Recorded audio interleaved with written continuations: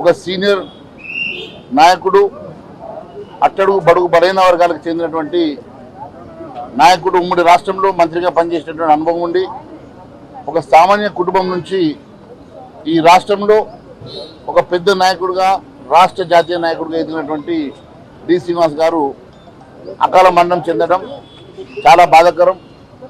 మరి అన్ని వర్గాల ప్రజానీకానికి, ముఖ్యంగా రాష్ట్రానికి తీరని లోటుగా మేము భావిస్తూ ఉన్నాం. వారి ఆత్మకు శాంతి చేకూర్చాలని భగవంతుని ప్రార్థిస్తున్నాం.